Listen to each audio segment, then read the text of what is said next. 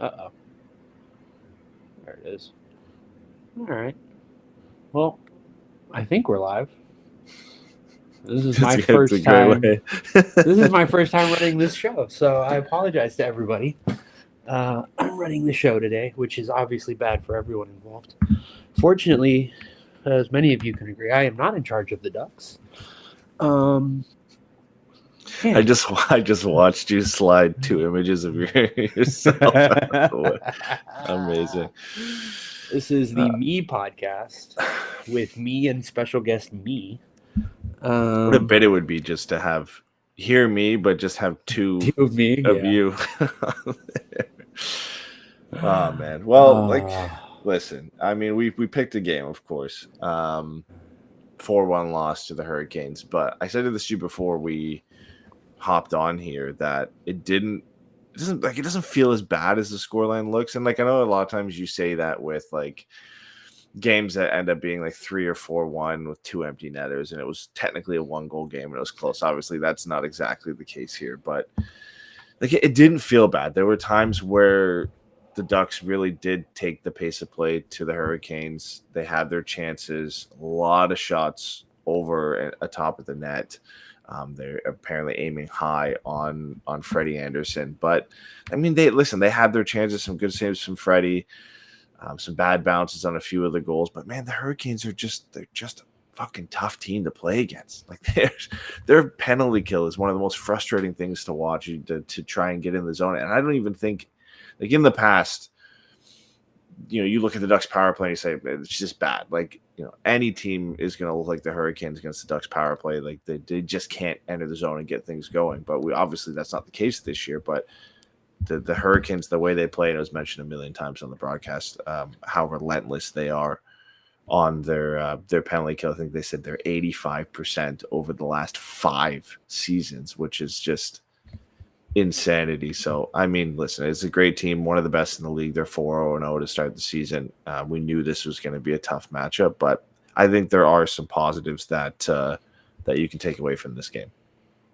yeah, I mean, I think when you look at this Canes team versus Anaheim, what you're looking at is the benefit of institutional consistency, right?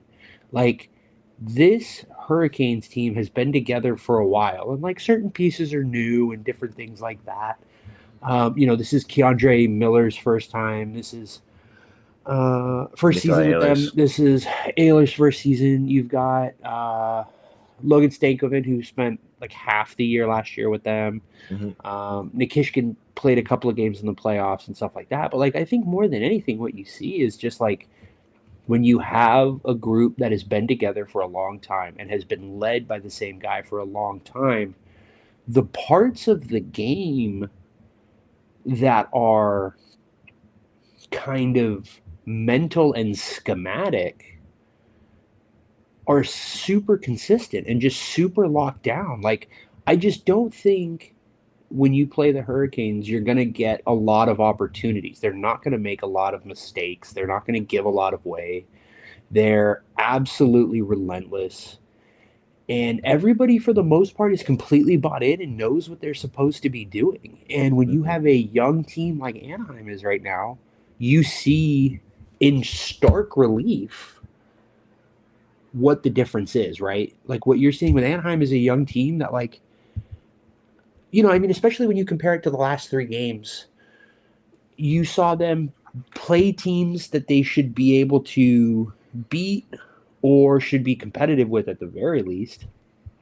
And they played well. They took it to them. You know what I mean? Like their expected goals percentages were dominant in the last 3 games because they were playing 3 bad teams. And this is a team in its ascendancy. And I think, if you want to be like cynical, you can look at this game and go, these Ducks just aren't there yet. They're not a contender. But like they weren't supposed to be a contender. What you're seeing No. is the gap between where they want to be and where they are, but we also have proof of concept that they're farther along than they're better than they have been in the past, just based on the last 3 games and their ability to beat up bad teams.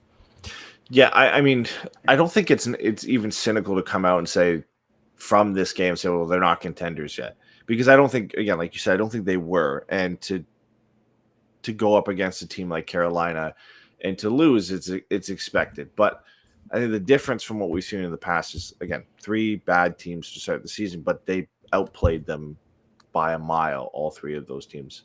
And they looked like the better team in those games. They generated chances. They looked fun, is what I think one of the things that we just kept coming out and saying from each of those games is the Ducks were fun to watch in those 3 games. And listen, for any team, it's tough to come out of a game against the Hurricanes and look fun to watch. But there were moments, and I think that's the key thing to take away from this is like, yes, Carolina is going to do this to most teams. They're going to suffocate most teams, but to come out of it, not just with like chances here or there, but like genuine long stretches of points in the game, like the end of the second period, like just, stretches of the game where the Ducks were the better team. I think those are some real positives to take from this. Is that's something we wouldn't have seen last year. That's definitely something we wouldn't have seen over the last couple seasons, where they were able to kind of take the pace of play at a high speed and get some really good scoring chances. And again, a couple of those chances, I think McTavish had a really good shot that hit the crossbar.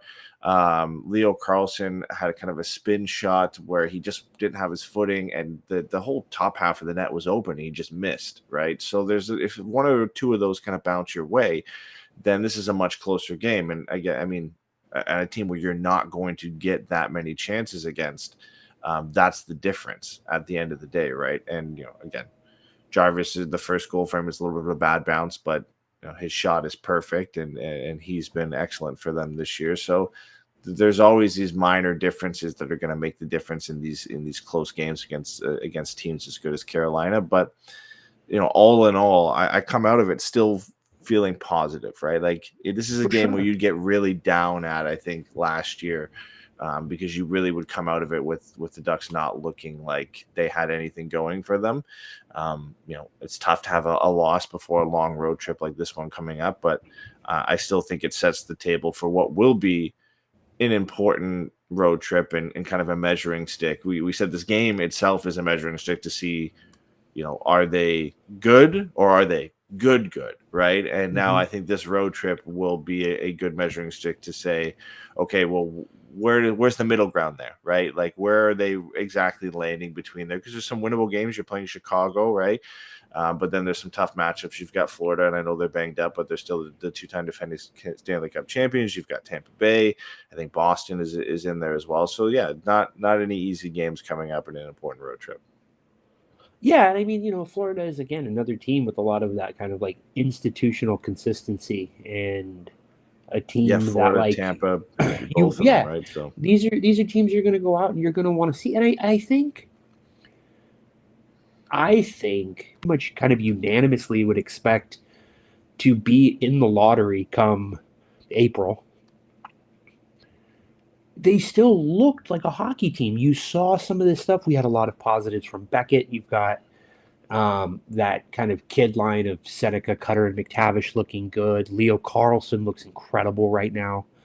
Lacombe looks good. I think Hellison has looked good. He had that kind of sprawling diving stick check tonight where he was able to break up a play. Like, I think there were times tonight where you were like, yeah, this is kind of what this team is doing. And I think, again, like if you want to be cynical, right, you go, what are the odds that we continue with Chris Kreider on essentially a goal a game pace? And it's like, well, that's probably not going to happen.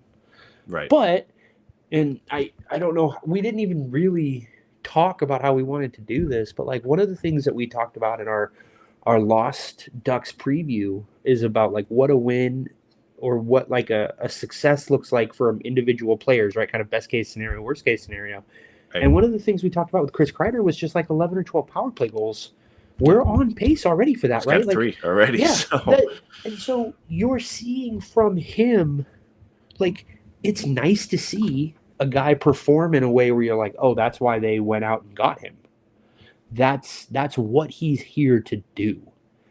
Yeah, I mean, all the little positives that, again, that episode's gone, but all the little positives that we talked about from that show of kind of things that you hope to see in the early stage of the season is, Kreider getting going and making that power play better, which has happened.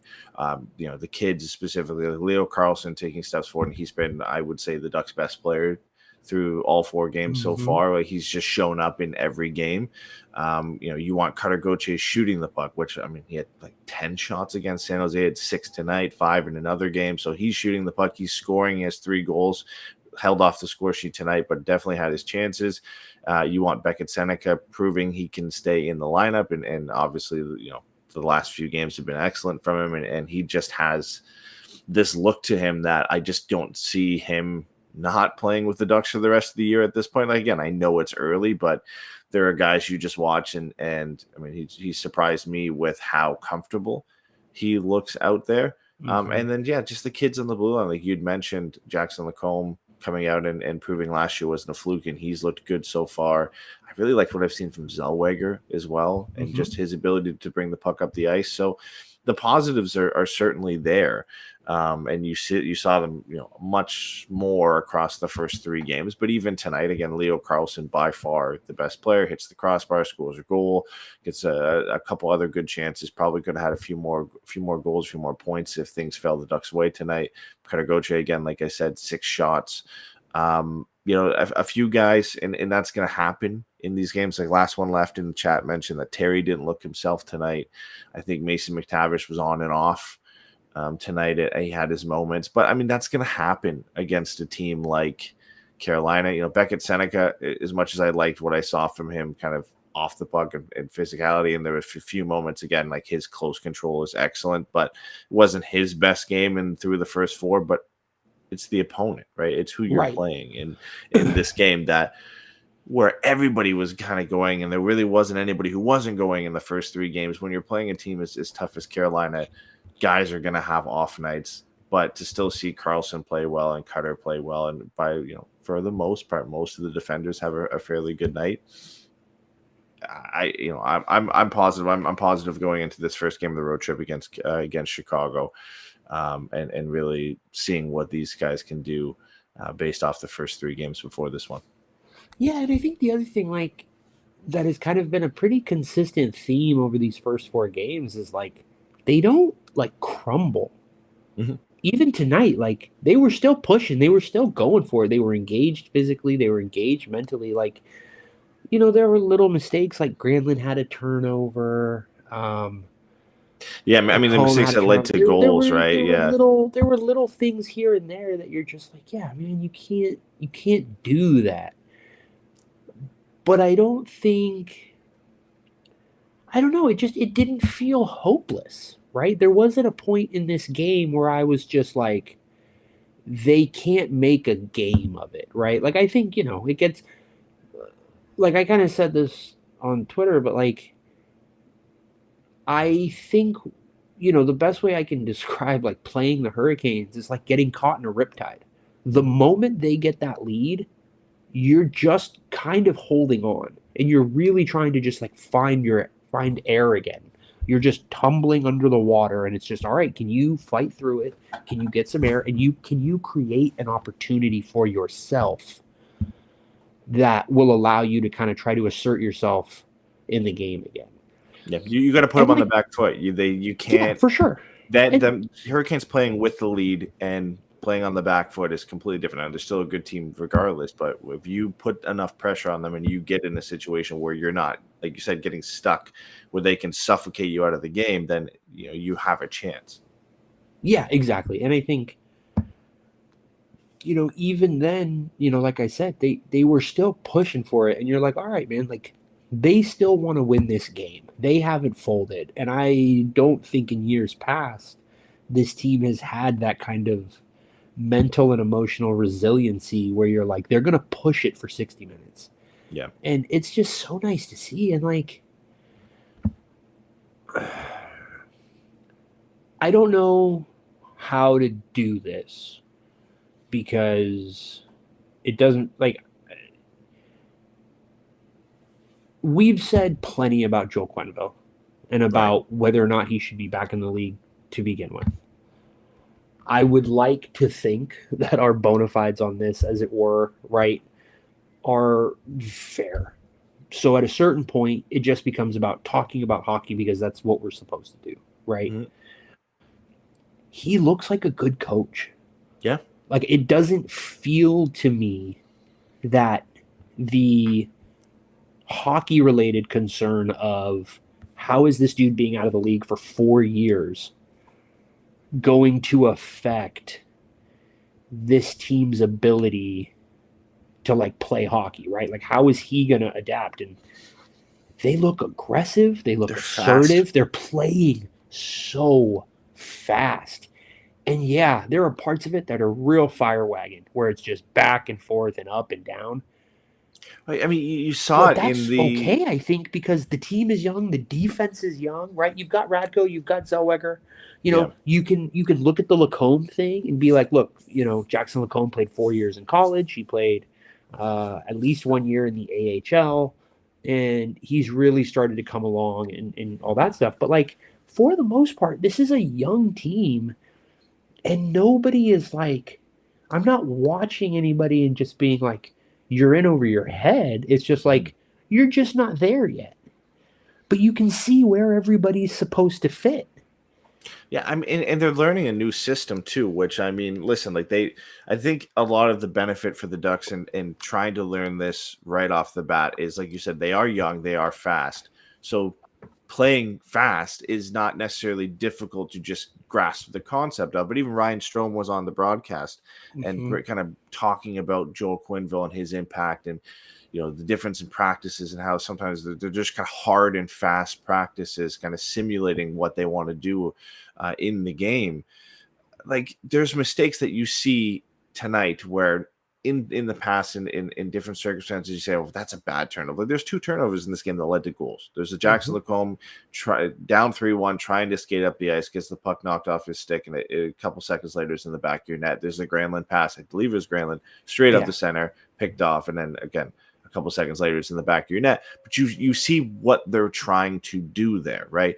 They're trying to play fast, get the puck up the ice quick, and catch the opposition team on their back foot, which again, it's the outcome and the result of the turnover is bad. Again, you don't want to turn over directly was leading to a goal, 2 goals in this game. That's not good. But the thought process behind the plays that are Right. made that led to those turnovers, those are going to get ironed out as they get more comfortable in this system and they decide kind of what can work and what can't, and against which opposition. And this is just a team that you can't make those mistakes against. And I'm fine with the plays themselves because it's showing the way they want to play. They're going to be playing fast. It's going to be risky at times, but we've seen it in the first 3 games before this one. It does pay off. Now, there's going to be a lot of games this year where it's a 6-5 or something like that, and that's Yeah. just the way they play. But again, that will, as you get more comfortable playing this way again, like I just said, you kind of find out what works and what doesn't, and you iron out the kinks. And I think this will continue to get better as the season goes on. But like honestly, man, if you had asked me, and if you go back to any of our shows when Quenneville was hired and in the offseason, like if I thought they would have looked this different and this good this early, I would have Right. said there's no chance. And again, No chance. it's It's 4 games in, but it's night and day compared to way they played last year under Cronin, the way they played this year. The word we kept coming back to over the last couple of days, it's just fun. Like you have some excitement. You're looking forward to the game, regardless. Again, even tonight, tough opposition. You knew this was the likely outcome, but there were moments that were fun in that game, and you come out of it with positives. So, um, it bodes well. It bodes well that for the next stretch of games that they're going to go through. Yeah, I mean, I don't know if he still does it, but for a long time, Zach Lowe wrote a column at the beginning of every year that was the league pass rankings. And it was just essentially the premise was if you're sitting at home on a random weeknight and you're just flipping through the league pass looking for a game to watch, which teams should you be attracted to, right? Which Right. teams are going to be fun just on any given night, right? And it wasn't always good teams that were at the top of it. A lot of the times it was young teams with a lot of talent that were playing very open, fast basketball. And if you're a neutral fan, yeah, man, give me a 130 to 120 game every day. Yeah. And that's what this Ducks team looks like right now. Is you can see what all these guys are supposed to be and what they're supposed to do and how it fits in the long term when this team is competitive on a serious level. Yeah. But for right now, if you it's just like Wednesday and you're just like, fuck it, let's just throw something on TV while I clean the apartment or whatever. You could do a lot worse than this team. And again, it's early, there's a lot of energy, there's a lot of excitement, and it'll be interesting to see how they respond as the season goes on, right? Like what the vibes are in the middle of December is going to be very interesting. But for now, I don't know that we could have asked for more. 2-1-1 through this stretch Hmm.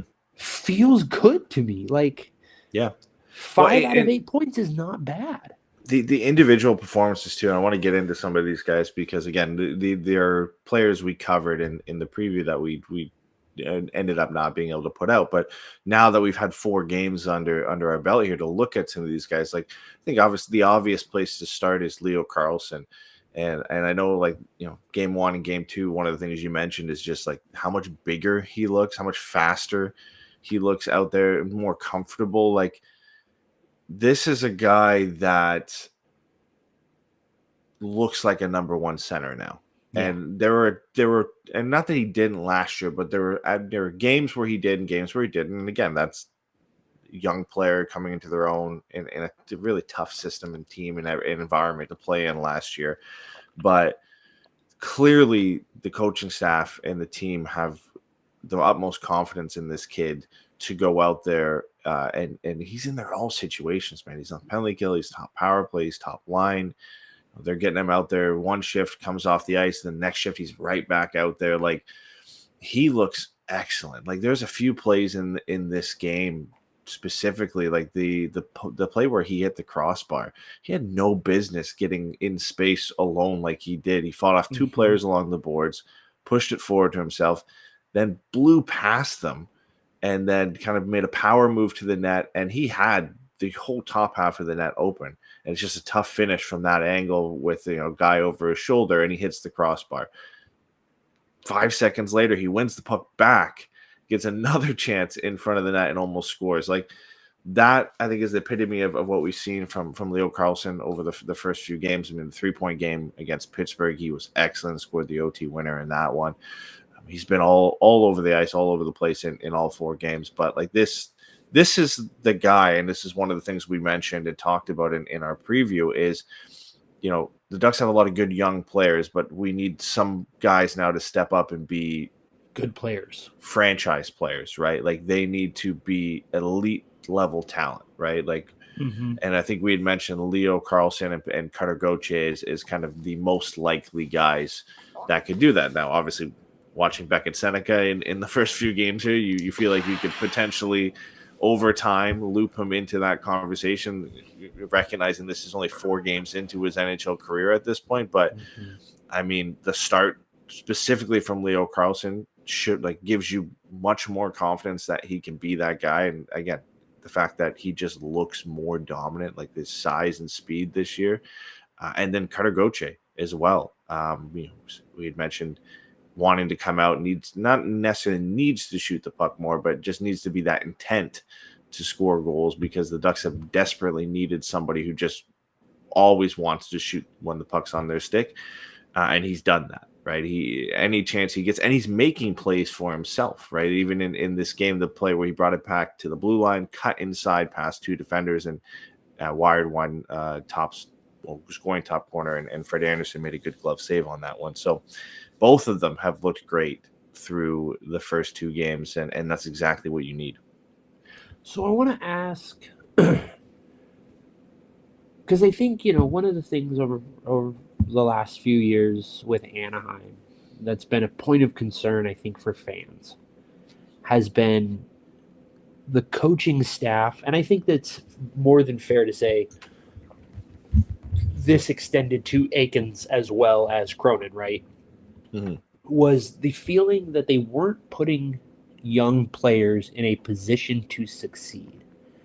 That they were putting them with players, right? This is your playing them with Derek Grant. You're playing them Right. with Nicholas Delorier. Like these are the issues that kind of arise from those decisions. Is like how are they supposed to get to this place if we're asking them to go out and play with these guys?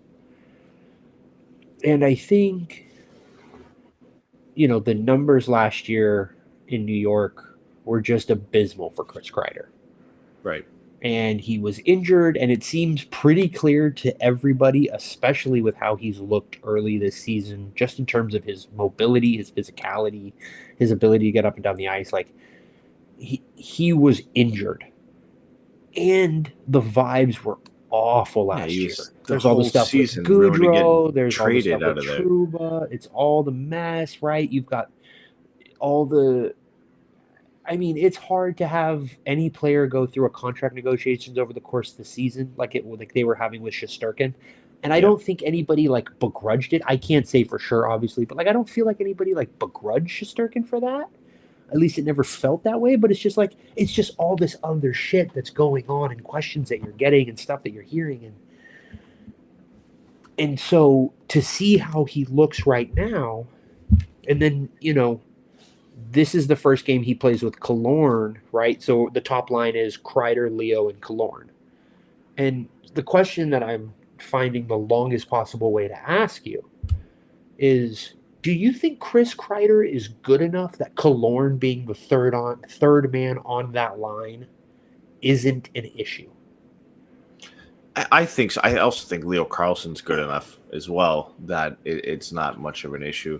I think the role Chris Kreider fills, especially on a line with Leo Carlson, um, and the way they play is, I don't think you need a Troy Terry there. Like, I mean, we saw it through the first few games. Like, I don't think they're, and I don't want to, I'm not slighting Troy Terry necessarily. I just don't think there was a major difference between what we saw from Troy Terry on that line versus what we've seen from Alex Killorn on that line. And maybe it's just Mm-hmm. trying to figure out exactly what type of profile and player that would benefit from playing on that right wing with Leo Mm-hmm. Carlson and Chris Kreider. But yeah, like I don't think it's the worst thing in the world. I don't know if I'd want to see Alex Killorn play with them for the rest of the year necessarily, but I mean, when you've got a second line that seemingly is clicked and you can't break that up at this point in Katagoche, McTavish, and Beckett Seneca, then yeah, your options really are limited right now to Troy Terry or Alex Killorn.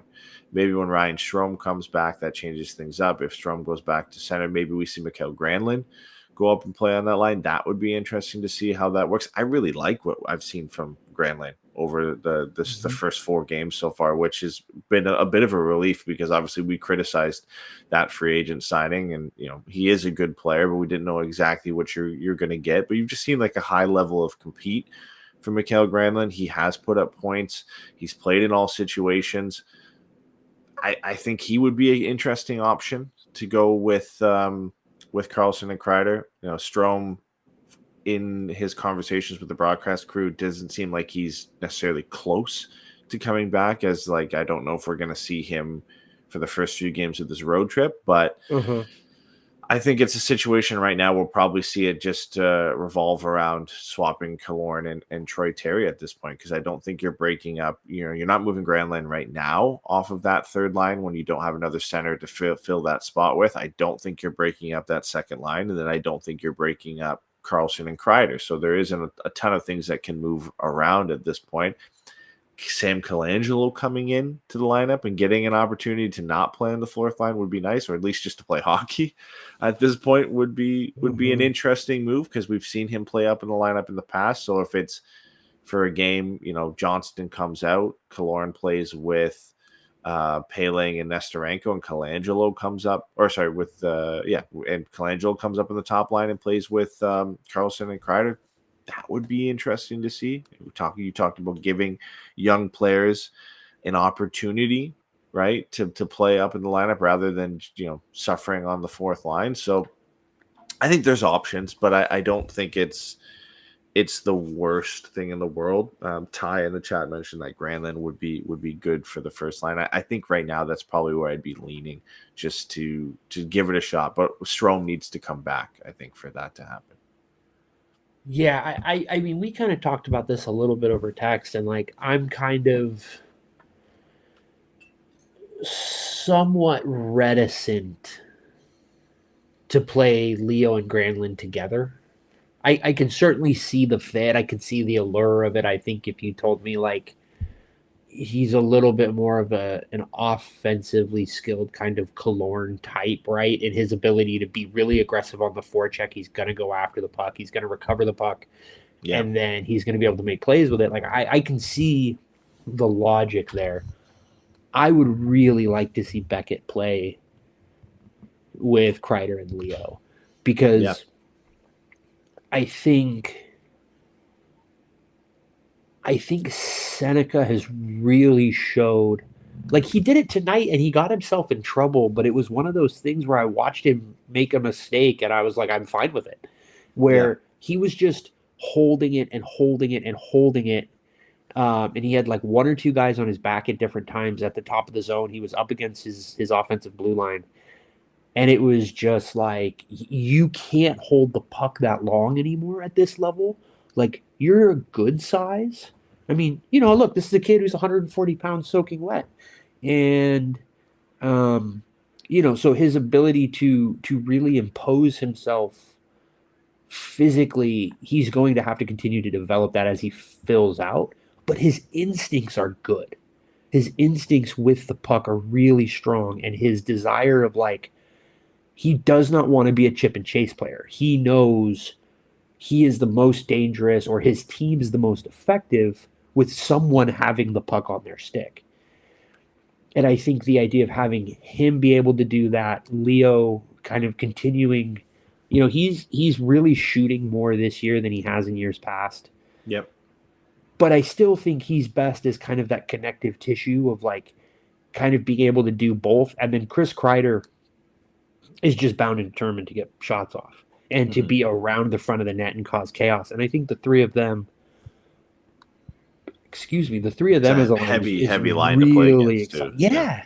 You know what I Yeah. mean? Like that's a line that can go out and cycle you to death and really possess the puck and slow the puck down. And then you can go out and you can have Cutter, McTavish, Troy and Terry. Granlund. Troy And Terry then go move up there and play with them too. I don't hate that. sure. Yeah. No, Yeah. for sure. It's funny because it's early in the season, so we get a lot of the overreactions, good and bad, around the league, right? And we're already hearing like Detroit is looking for a second line center, and all these other teams, or Yeah. Montreal is looking for this, and all these teams are like looking for players here and there. And I'm sitting here just going like, Anaheim has one forward too many. Yeah. No, you can. And Yeah. I think sending Colangelo down to the AHL makes the most sense, Yep. but you can make a really strong argument to like go out and try to move Ryan Strome, be able to leverage his ability to play center, to play wing, to be a right shot, to be a veteran who's like a known product in this league. He's, I was talking about this on Twitter the other day. Like he's a 10 and 30 guy. Like he's pretty much almost a lock every year to get you 10 goals and 30 assists. And that's been on bad teams. You add him to a good team, you go out and play him with someone where he can be a little bit more dynamic, be a little bit more involved. And there's a lot to see and like there. And then you have, possibly a Granlund third line, or a Granlund third line center kind of a situation, and you could have Colangelo playing every night and different things like that. Like there's a lot about this team right now that I think is really exciting, and I'm going to be really curious to see what this team looks like over the course of the road trip, like you said, but just over the course of the season, because I think ultimately that's what this year is going to be about, right? Is figuring out who is what. Yep. And I think as of right now, you can go. I mean, I'll be even more like generous in a sense than you will. You were. I think at this point, if you told me it's McTavish, Carlson, Seneca, and Cutter is the core of our forward group moving forward, I'm so all the way in. I Mhm. am all the way. I have all the time in the world for that, and I just think there is so much there to like. Well, you supplement that with the veterans in this lineup of Troy Terry and Chris Kreider and Mikael Granlund and Ryan Strome and Frank Vetrano and Alex Killorn. Like that is kind of the perfect way to insulate those guys. And then you still have a Roger McQueen on the way, right? You've still got young talent. You've got Pastuov in the minors that hopefully things pan out for him. So you've got some Nathan Gauthier potentially can figure things out and can jump into the lineup at some point. So you still have the young players on the way that could, help this roster in the future, but you've got that core that seems set, right? You've got, Uh-huh. and that you're comfortable with. They looked good. Like McTavish and Carlson look like they could easily be the 1-2 centers for this team for the future. Carter Gauthier looks like he has that potential to be a 30-plus goal scorer. And Beckett Seneca jumping onto the scene, I want to talk about him as well. Like you had just said, like to jump on the scene this quickly and look this comfortable, I think that pushes things forward a bit for the Ducks. And again, it's early, and I'll come back to this 20 games from now, and we'll see where we're at. But Mm-hmm. like we're potentially, and I know, like you said, the Ducks are 1-4 too many. Like, but we are potentially getting to a point, and I can only say it's still early so many times where come World Juniors, do they not loan him if he continues to look this good, Why right? Like would you loan him? that's what I'm saying. You get to this point in this conversation, which I didn't think we'd ever, because what we had said was the likely plan for Beckett Seneca was going Was to be the 50 Shane Wright games. plan, Yeah. right? He would, or maybe like they would just stretch out that 9-game stint over 20 25 games, get him until the World Juniors, he goes to play for Canada, and then the decision gets made December into January at the end of the World Juniors whether he goes back to Oshawa or he comes back and plays for the Ducks. That doesn't look like it's the case anymore. And again, 4 games in, sure, but it looks more likely that there's a chance that he just sticks around and the Ducks don't loan him to go play for the World Juniors and play for Canada. Because listen, like I watched a lot of Beckett Seneca last year. I love his game, but there were things I was worried about how they would translate, right? Like again, he's got exceptional skill on the puck, and you watch him play in junior, and things. Now you look at it and think things just, some guys play in junior where they know how good they are and they play a little bit loose and things are a little bit too easy, so there's not a sense of urgency, and sometimes it's hard to look at that and judge whether they're just doing that on purpose or how is that going to translate to the next level. And that was some concern I had with Beckett Seneca and how that puck skill was going to translate from the junior level to the NHL. And I have no questions now. Like watching him, like you had said, the way he can kind of hold off players and make quick moves with his stick and kind of not necessarily dangle his way, but kind of stick handle his way out of pressure. Sometimes, a few times he did it in this game where he really flirts the line with it being a turnover. Like it's very close, but he's so skilled that he can kind of pull the puck in and around and get out of pressure and make the right play. And that's so valuable for him to have already at this level. And then he just makes these subtle moves on the rush too, where he'll kind of just subtly beat a player with just a quick kind of shuffle.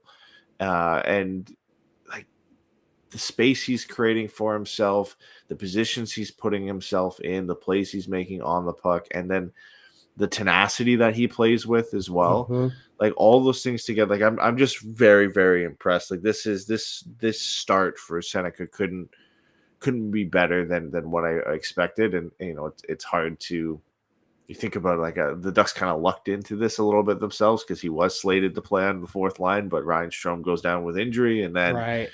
but I mean, sometimes that's the way things go. And again, it worked out in the Ducks' favor in this one, that it gave Seneca, and credit to them for,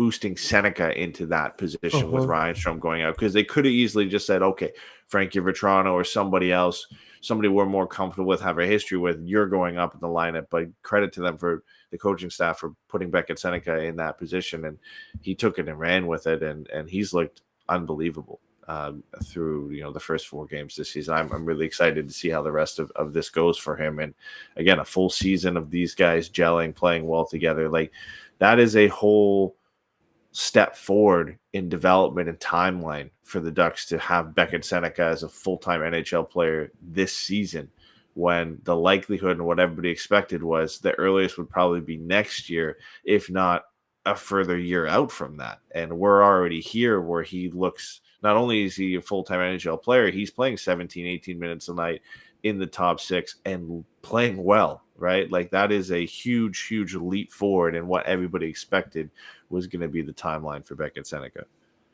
Yeah, I mean, the thing you're talking about too, like with his ability to kind of like dangle through guys in ways that look like it's about to be a turnover, is like, it's just kind of, this is what it's one of those things. It's gonna sound like I mean it as a negative, but I really don't. Which is like, he just kind of has that innate luck. Like he just kind of trusts that he is going to push the puck into the feet of the defender. He is going to work to get position on the other side, and the puck is going to be there. And that is a good strategy. It is an effective way to attack. But the thing that makes it crazy is it's like he's getting weird bounces. Like there were times earlier in the season, like the first couple of games, where he would kind of like just hack at it a little, or the puck was rolling and it would kind of pop up and it would like bounce off the inside of the defender's leg and out to the other side. And then he's just there and he's generating a rush opportunity. And I think, especially given how some of the I don't want to say reporting, because it's more of just like kind of vibes, conversation stuff, but some of the stuff around him in the preseason and in camp was he didn't look super engaged. He didn't look like he wasn't like asserting himself. And so there was like, oh, is he ready? Like, is it too fast? Right? Like, blah, blah, blah, blah. And then the season starts and he is just absolutely on it. And he looks like a completely different player. And he just is a gamer. Like, he's just one of those dudes that the pads go on and the game, everything changes. The moment you add stakes, the moment you add physicality, Mm-hmm. the way he plays is just different. And that's not something that I don't think that's something you can count on. I don't think that that's something you can predict. I think it's just a thing that happens, because I think you assume when he's doing that against his peers, age-wise, in juniors and things like that, or Yeah. that it's a talent-based thing, right? And he's got the confidence to do it. But when you see him doing it against 30-year-old, 7, 8 year vets, you're just like, oh, no, this is what he is. Like, he wants to be doing this. This isn't about having the confidence that he can do these things against them. It's that, like, he wants to do these things and he knows.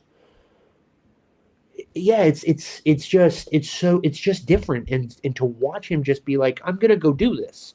Like, I'm just gonna go do it. You're just like, oh, okay. And he's just out there and he's pushing guys around and he's not backing down from anybody, but he's not stupid. Like, I thought it was so funny tonight watching him get in the scrum, because he goes in there to kind of defend, one of his guys a little bit. And then he kind of, he kind of ends up in like a pushing match with like Stankoven. Yeah. And then Taylor Hall comes in and grabs him.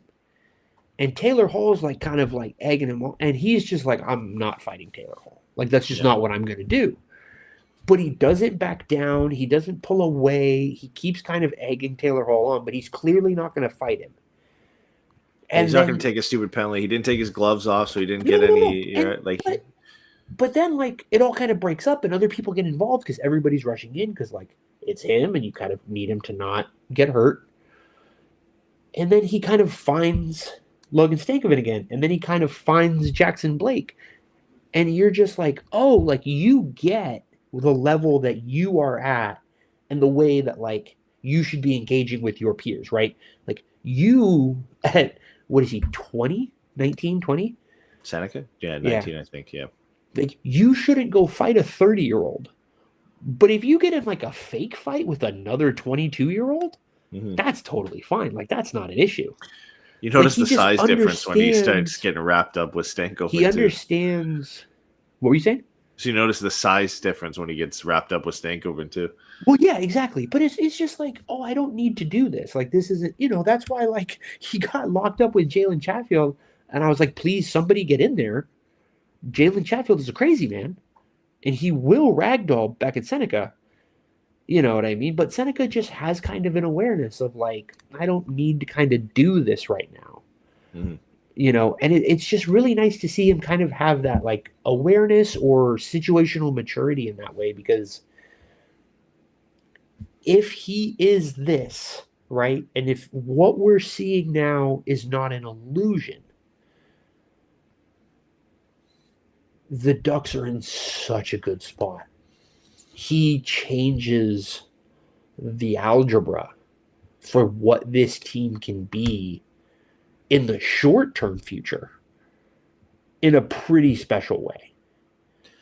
Yeah, he looks like a not so fun. I mean, he's not fun to play against now, but he looks like a extremely difficult and not fun player to play against in 2 to 3, 4 years time, right? Like he's already is and will be a shit disturber, bar none.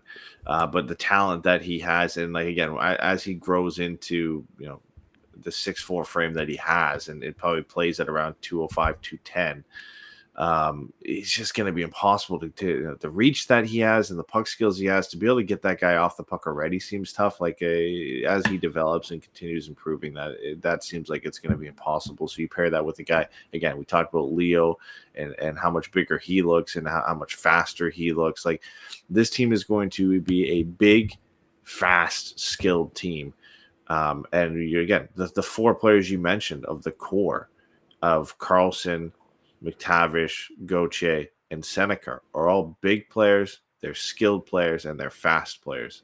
I mean, you can add Roger McQueen eventually to that mix too of Uh-huh. big, skilled, and fast. Like there's a clear identity that the Ducks are looking to build here.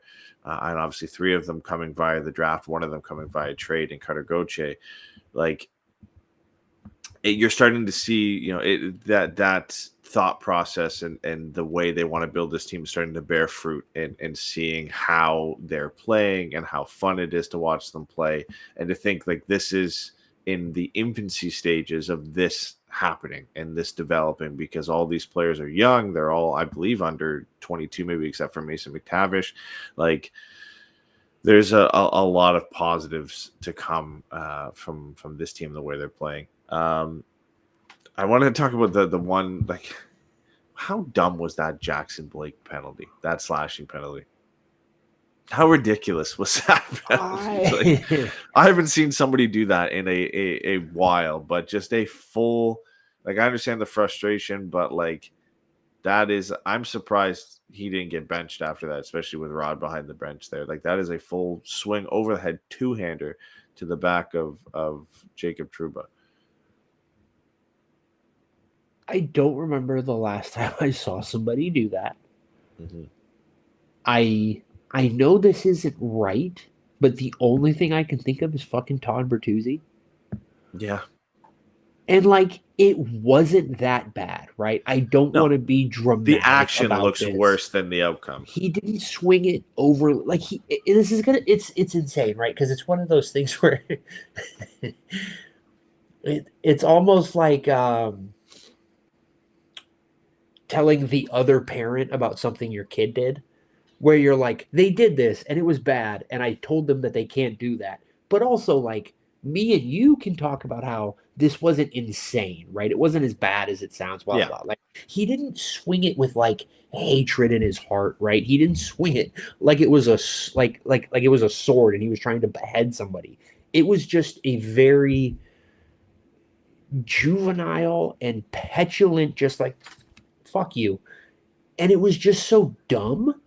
Yeah. And I think the fact that it was only a 2-minute penalty, one, has a lot to do that he seems to be about the same size as his dad, which is not big.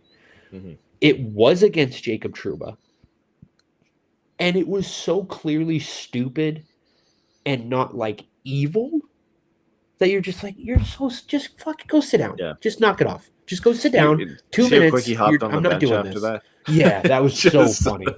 Like they were gonna lose the him. slash hit. I think if he realized who he hit with that slash, immediately walked onto the bench, and that was it.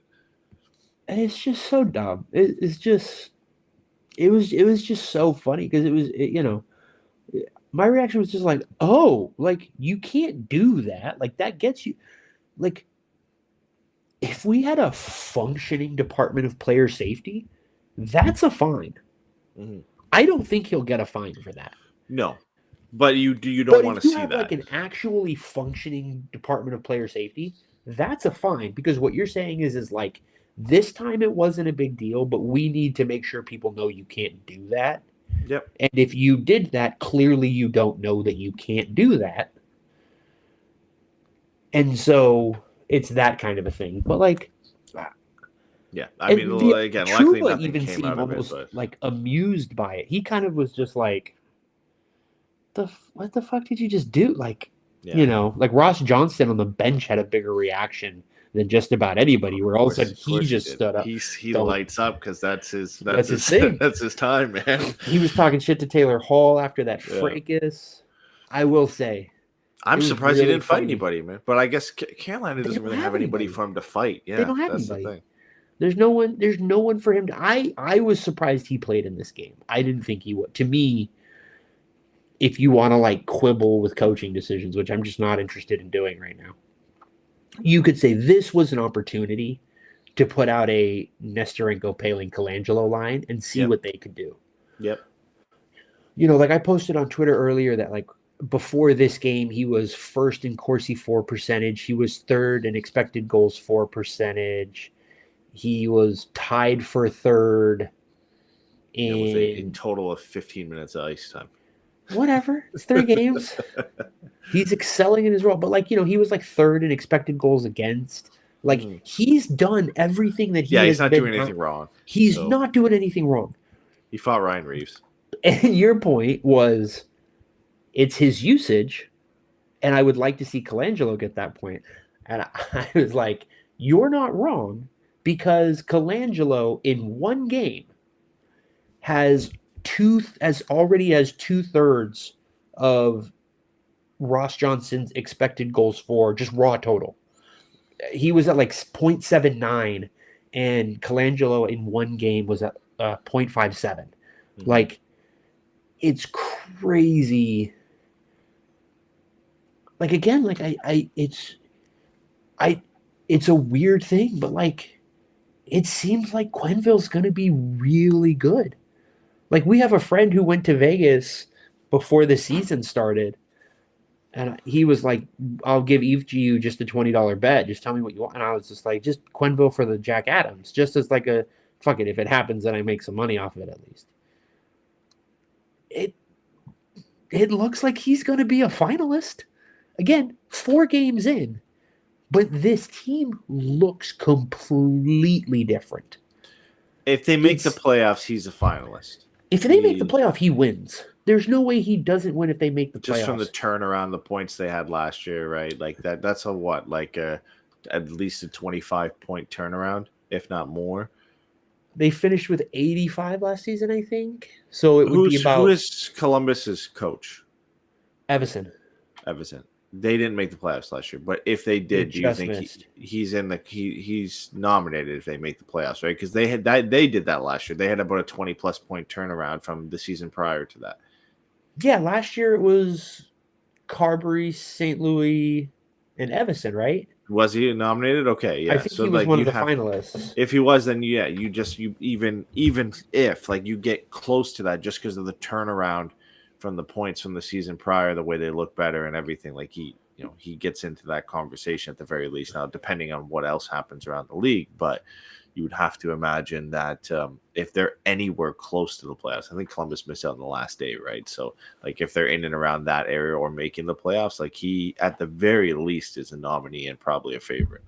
Yeah, and that's the thing, right? A lot of the times, like with the Jack Adams, it is kind of a PDO award. It is kind of the unofficial Vezina, right? In a sense Hmm. of it's whose goalie was the best relative to expectations and overachieved for the team. Yeah. You're looking at this team, they look completely different. They are just bounds better than they were last year. And some of it is attributable to just the overall roster talent and everybody being a year older. Yep. But a lot of it seems pretty clear that it is intentional based on the system and the scheme of how this coaching staff wants them to play, the intentionality with which they want them to play, like the way that they are going about this on a shift to shift basis. Because at times last year, we talked about this all the time. Nobody looked like they were getting better beyond getting older. Leo Carlson looks better in a way that is clearly a product of his talent and experience. Hmm. But it's not just him being better than other players. This is him doing things and knowing what to do, and the people around him also knowing what to do. Like there is a level of execution here in the offensive end.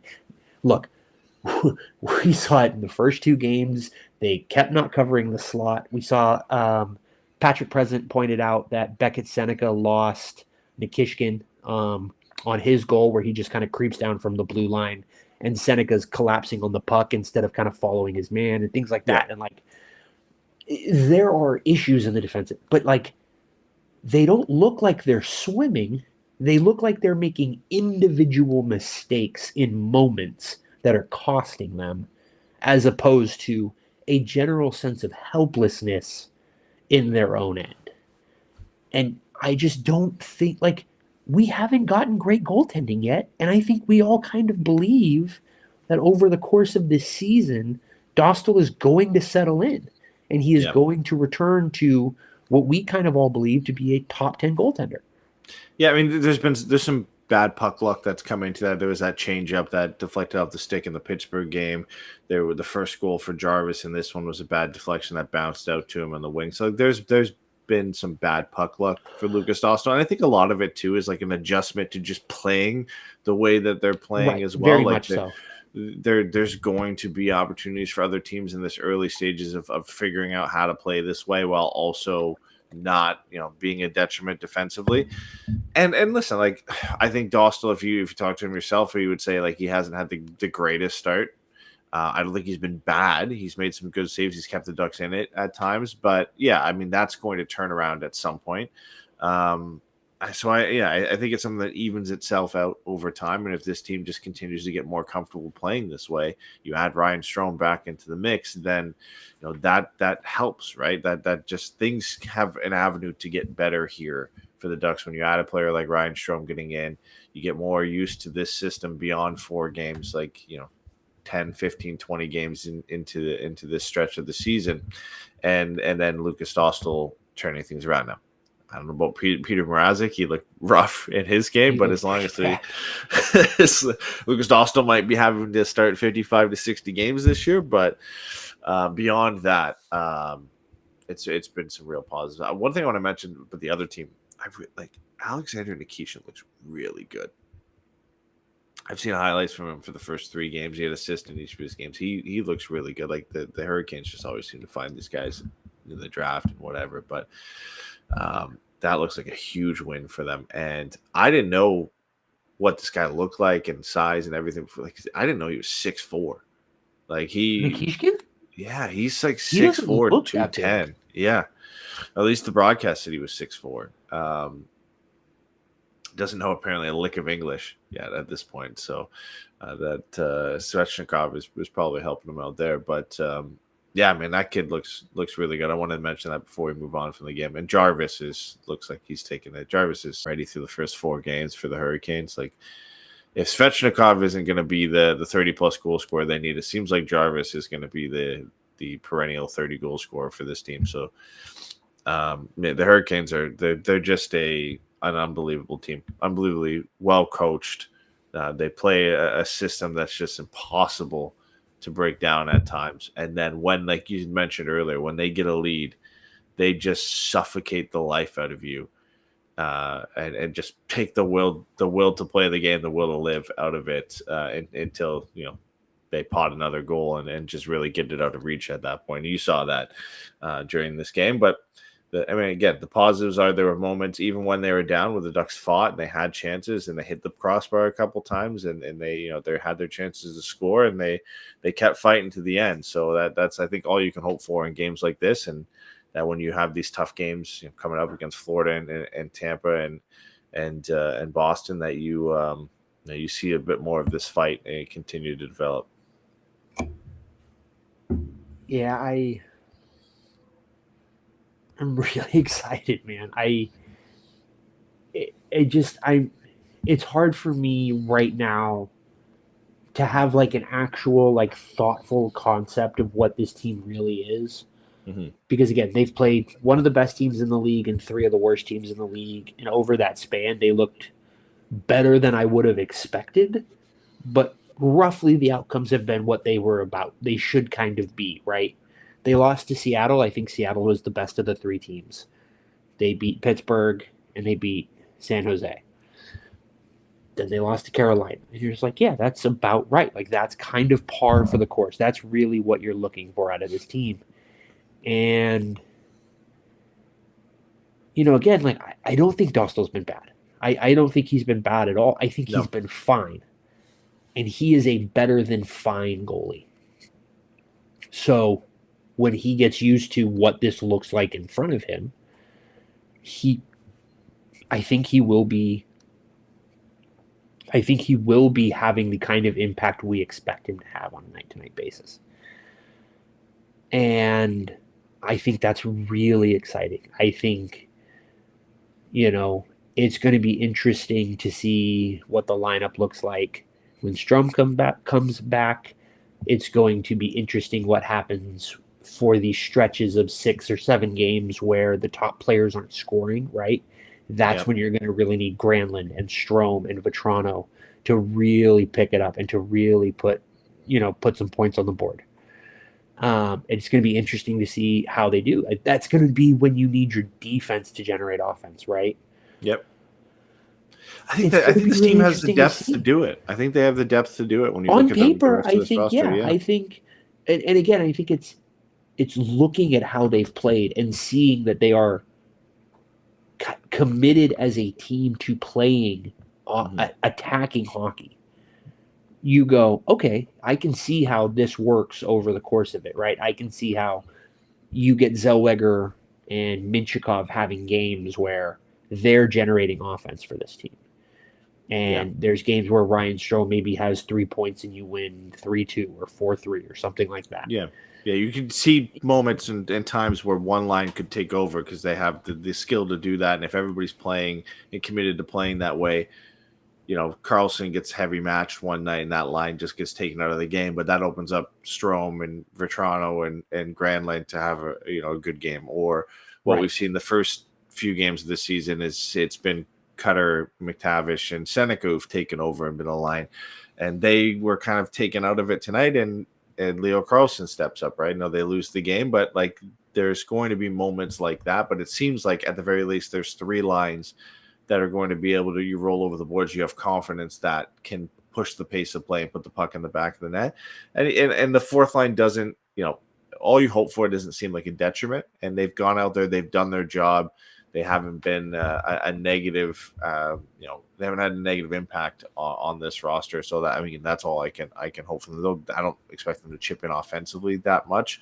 They don't just have that makeup necessarily to do that. But the rest of this roster, the top 9, for sure has that ability. And I mean, yeah, the defense is set up in a way that all three pairings have somebody I think you're confident in that can push the play offensively, whether it's Lacombe, Minchikov, or Olin Zellweger.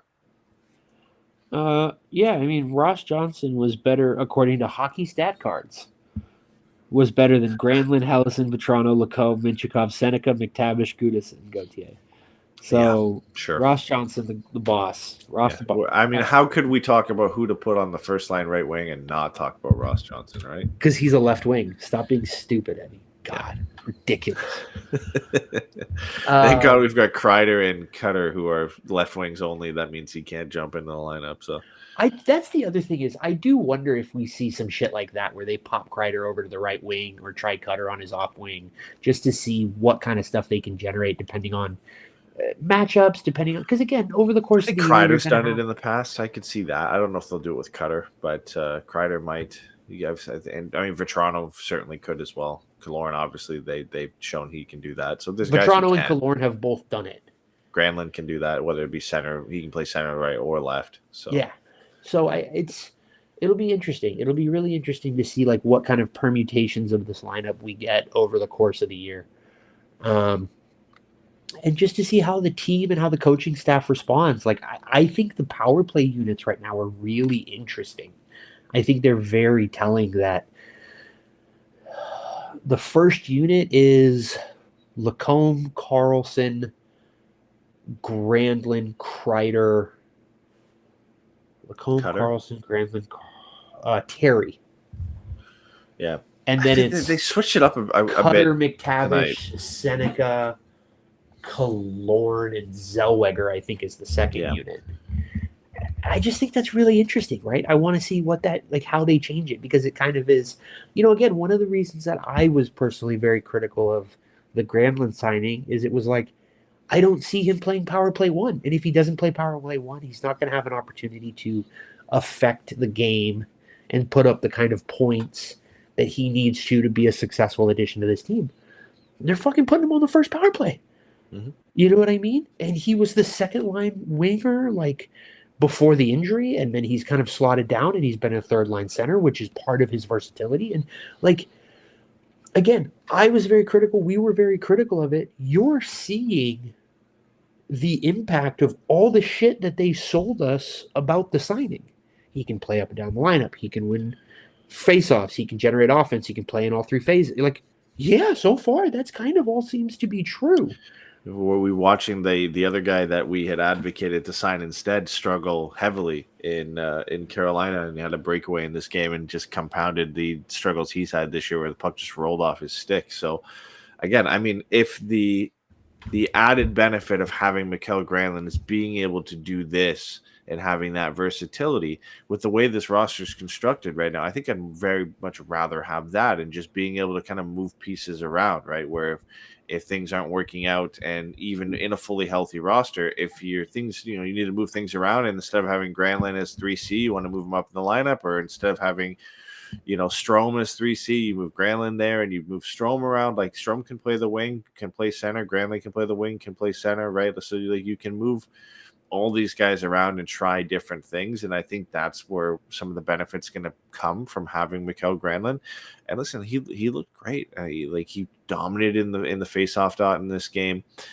He pushed the pace of play at times. He's getting his opportunities. Like I mentioned, you had mentioned he's playing on the power play. He's playing penalty kill as well. So they're giving him opportunities. He's just really... Dude, the other night he was Leo's partner on 3-on-3. Yeah. Like, it was he's getting opportunities. Leo, Granlund, and Lacombe. And like I thought if there was a chance, if there was any opportunity, you would put together Leo and Cutter and kind of try to find a way to incorporate that chemistry that we saw the two of them have over the course of last season, especially there at the end when they both kind of really started to find their footing. I figured 3-on-3 would be it. Yeah. And instead it's Granlund out there, and it's hard to have disagreed with it. I mean, if Leo Carlson is just going to streak down the center of the ice and put it away every night, it doesn't matter who's out there, right? If he just keeps doing that, you're like, oh, okay. But, again, they are, to their credit, well, let me say it this way. They are doing the things that you need to do with him to get the most out of that signing. right? Yep. And to his credit, he has played well so far, and you're like, it is not a problem that he's playing in these minutes, in Yep. these moments. You know, Yeah, and they're not just shoehorning him into positions like 3-on-3 overtime because they paid him a lot of money and they have to. right. Like he's earned those opportunities, which is what Yeah. you want to see from that. Like we've seen it in the past where the Ducks have signed players and paid them big money and have kind of just played them in the top six or in positions because they paid these guys a lot of money and they have to. With Mikael Granlund, at least at this point, it doesn't seem like that. It doesn't seem like the coaching staff would do something like that. And they also trust him to be able to play in all situations, in all different, positions in the lineup. I think he's going to be the guy, I think, of any guy or any player this year that we see move around different options. Like the fact that we're talking he could play top line right wing, or he could play, he was slated as second line right wing and now he's playing third line center because Strome's hurt. Like this is a guy who's going to move up and down the lineup at different points because of injuries, because of struggles, if trying to shake things up. He can play on the left if they need to as well. So he's going to be kind of that Swiss Army knife, I think, that the coaching staff is just going to love to have. They just have that confidence that they can put him out there with anybody in any situation, and he's just going to make an impact. Chad said the game ended. He went on the ice, took a few shots, got in his car, drove back to Irvine, and we're still going. I like that he's acting brand new, like he doesn't know what it is around here. Yeah. I mean, honestly, with that, like, I don't have too much else. I don't know if there's anything else you wanted to cover specifically from the game, but I think that's almost a good as time of any to kind of wrap it up. Yeah, look, I think what matters the most so far is that the team is fun. Mm-hmm. And I don't think I was expecting that. I think that's been the biggest surprise. I was excited for hockey to be back because I missed hockey. I was excited for the Ducks to be playing again because I missed watching the Ducks play. I was not like excited per se about what it was actually going to look like and how I was actually going to feel during the games. Yeah. And that seems to have been wrong. It's really fun right now. It's really exciting. The team looks good. They look competitive.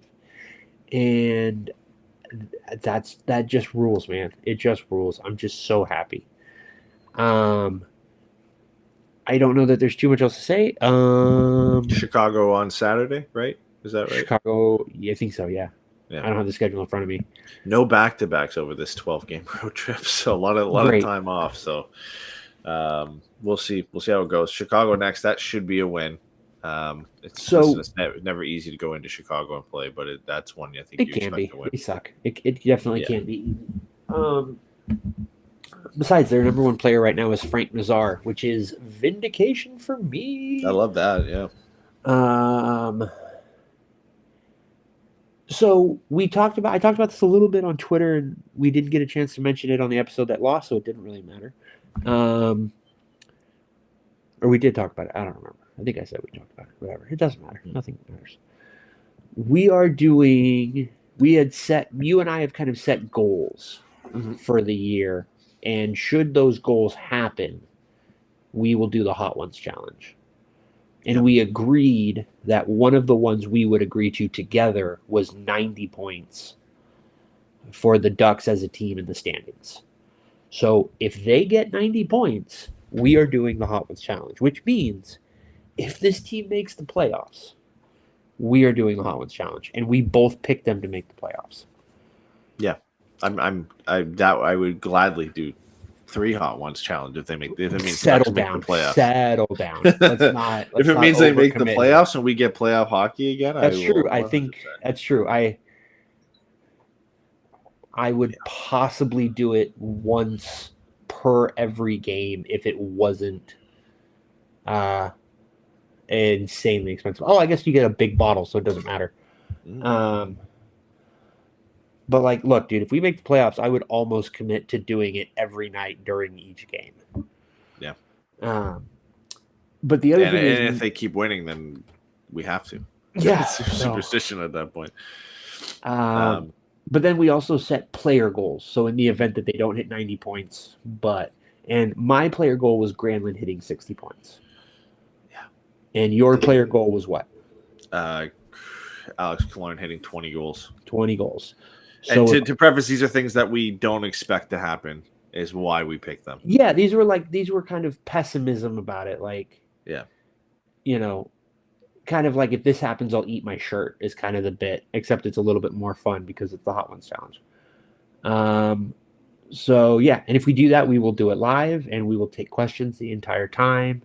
And it would be so funny if they didn't make the playoffs and only one of us got it and the other one just got to sit here and enjoy laughing at them. That would be so funny. Granlund has 3 points in 4 games. So I'm doomed. Killorn has 1 goal in 4 games. So I'll tell you what, if he gets to 60, I will order it and we will do it as a post game in a short time after he hits that 60-point mark. Yeah, because that'd probably be the first one that would go before, or 90 points, yeah. Or we see final game of the season. Granlund sets up Killorn for his 20th goal of the season. Granlund's 60th point, and the Ducks passed the 90-point threshold all in one night. So. And that's the other thing. We'll figure out something if all 3 of them happen. Yeah. A way to like level up the whole thing on a certain extent. But yeah, I just want to say that because I thought that was one of our better ideas. I thought. Chad said Leo point per game should be on the table. It should be. I hope he gets there. I would settle for Leo getting to 70 points this year. That would make me happy. I think if he gets to 70 this year, this team is in a really good spot. I mean, he's off to a good start. He's got 6 points in 4 games, so he's certainly off to a good start to be able to do that. He is looking like the prince who was promised, and that was also the absolute vibes boost of having Minchikov out there wearing 98. Love that. Is absolutely elite. Like a defenseman in the 90s is the coolest shit in the world. Well, sorry, before we go, we mentioned the system a few times. One thing I'm liking to see, which I mean, it's going to cause issues at sometimes, is how active the defense is pinching into the zone to keep the puck in. I like that. I think also like seeing a buy-in from all of them doing that. Yeah, for sure. And there's going to be times where you get caught out of position. There's going to be times where good teams are able to make 2 passes and all of a sudden you're completely out of the play. Mm-hmm. But I think the other thing, but I think the other thing too is as some of the older players like Trouba and Gudis cycle out and they are replaced by younger, more mobile players, we will see the kind of negative side effects of that style consistently mitigated in a way that is just the benefit of having like 2 other defensemen with working knees. Yeah. And a lot of times they had the trailing winger or the center covering anyway. So there were a few times where Carolina got a 2-on-1 or a 3-on-2 from that. But again, the youth on display, there's most of the time somebody got back to cover. And I don't think it ended up leading to a goal in this game anyway. But it is something that's kind of attributed to the Ducks being so strong on the forecheck and playing fast, is the defense chipping in and kind of pinching in on the wall there to try and keep a puck in or trying to get it back and cycled around the net. So something I like to see, and obviously very clear that the buy-in is there from everybody. So yeah, is there anything so far that you're nervous about? I guess that's kind of the last thing we'll leave it on. Is there anything you're concerned about? I mean, not really. Like it's maybe slightly the goaltending, but there's been some bad bounces for Lucas Style, so I'm not there yet to say that I'm concerned about it. But like all the kids are performing well. I think we've seen good games from the vets and throughout. So like there's nothing I'm looking at and majorly concerned with. Like maybe that like we can't get into shootouts with every team. We can't be 6-5, 5-4 every game. But it's just something I feel like that will get ironed out as like this is 4 games into playing this way and playing in a new system, right? So it's going to take time. I think that's something that you can easily iron out and kind of fix some of the problems with that as the season goes on. So I don't have any, like, it's a good spot to be in. I don't have any major concerns when looking at this team so far. And I think that's a lot of it is because they just look so much better than last year, that like everything looks like a positive, and maybe things that if they looked like this last year wouldn't look like a positive, but like we're comparing this to playing under Greg Cronin, right? So like everything looks much better. So it's really hard to look at it and draw any major concerns at this point from that. I think in 20 games, I'm sure I'll have some. But right now, like the contrast between the two ways that they played last year and this year, it's hard to look at it and have any negatives or any real concerns. Yeah, no, I think for me the only thing is like I want to see a little bit more from Troy Terry. Sure. I think he's looked engaged. He hasn't looked like, you know what I mean, but I think you would, I've said this to you before. I think if he's going to have like the the most effective and impactful version of Troy Terry is third line star. Right? Him turning that third line into something with with more punch, right? Because I don't personally have a problem with wow, I spaced. Vetrono, Strom, Killorn, right, as your third line. I don't mind that. I think that is coming into the season what I would be like, that's the perfect version of a third line. It's got all the little pieces. You see how it works. It's just a three jobbers. Like, it's a good spot. If you can replace one of those guys with Troy Terry and you just add that much more offensive firepower, it just moves the whole floor up. And I think that's the thing. And I think with Beckett looking as good, it's an issue in so much as you don't want to move Beckett down in order to keep Terry up. And so if you can put Terry and Seneca as your second and third line, Seneca second line, Terry third line, and then that first right wing spot is you're figuring out between Granlund and Killorn for kind of who it should be. Yeah. I think you're in a really good spot as a team, and I think for this team to really be effective, that's the kind of like depth, production, and upside that you want to see. So that's just an interesting thing for me. Yeah, it'll be one to monitor. I mean, he's been the one kind of moving up and down the lineup at this point. So I think when he finds it, I mean, he's good enough that he'll find a fit at some point and get going. So haven't needed him to, but there's going to be games we do need him to, and I think that's where he's tonight would have been one of them, right? You would argue, right? Tonight's the kind of night where you would like that depth scoring, right? Yeah, and for somebody to have a little bit more than something else, because this team so far has been carried by Chris Kreider on the power play and the second line. Yep. And that somehow manages to ignore the fact that Leo Carlson is the highest scorer on the team. Yeah. So it's just one of those things. It'll just be interesting, but there's a lot to like, man. All right. Well, we've got Chicago coming up as the start of a 12-day, 5-game road trip.